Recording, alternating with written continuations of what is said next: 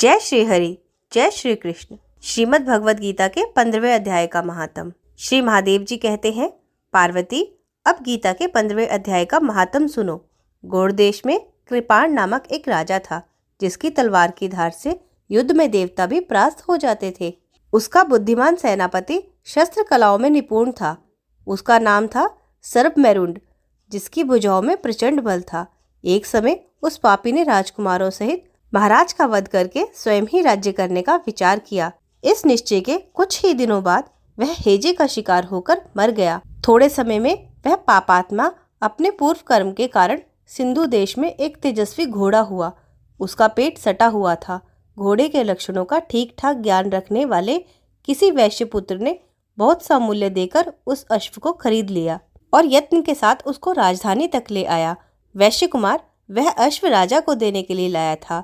यद्यपि राजा उस वैश्य कुमार से परिचित था, तथापि द्वारपाल ने जाकर उसके आगमन की सूचना दी। राजा ने पूछा, किस लिए आए हो? तब उसने स्पष्ट शब्दों में उत्तर दिया, सिंधु देश में एक उत्तम लक्षणों से संपन्न अश्व था, जिसे तीनों लोकों का एक रत्न समझकर मैंने बहुत सा मूल्य देकर खरीद लिया है। राजा ने आज्ञा दी, उस अश्व को यहाँ ले आओ। वास्तव में वह घोड़ा गुणों में उच्च श्रवा के समान था। सुंदर रूप का तो मानो घर ही था।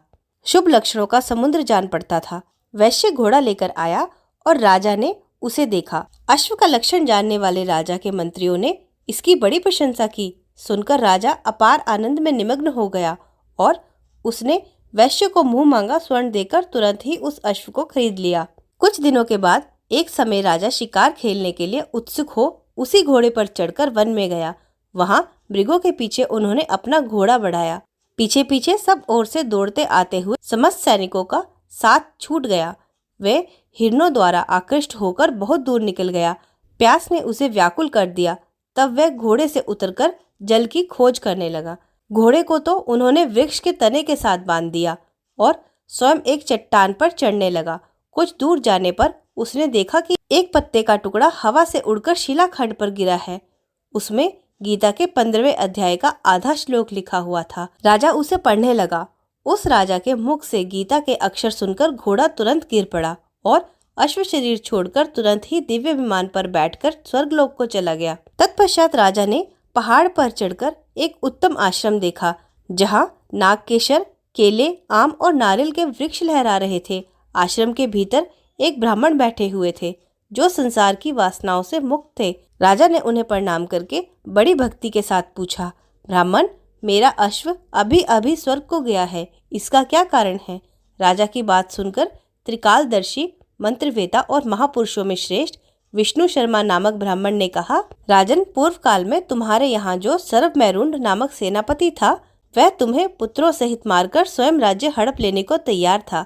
इसी बीच में हैजे का शिकार होकर वह मृत्यु को प्राप्त हो गया। उसके बाद वह उसी पाप से घोड़ा हुआ। तुम्हें यहाँ गीता के 15वें अध्याय का आधा श्लोक लिखा मिल गया। उसी को तुम्हारे मुख से सुनकर वह अश्व स्वर्ग को प्राप्त हो गया।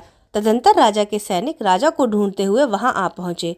उन सबके साथ ब्राह्मण को प्रणाम करके राजा प्रसन्नता पूर्वक वहां से चले और गीता के 15वें अध्याय के श्लोक अक्षरों से अंकित उसी पत्र को पढ़कर प्रसन्न होने लगे। उनके नेत्र हर्ष से खिल उठे थे। घर आकर उन्होंने मंत्रवेता मंत्रियों के साथ अपने पुत्र सिंह बल को राज्य सिंहासन पर अभिषिक्त किया और स्वयं 15वें अध्याय के जप से विशुद्ध चित होकर मोक्ष को प्राप्त कर लिया। इति 15वें अध्याय का महात्म संपूर्ण। जय श्री हरि, जय श्री विष्णु, जय श्री कृष्ण।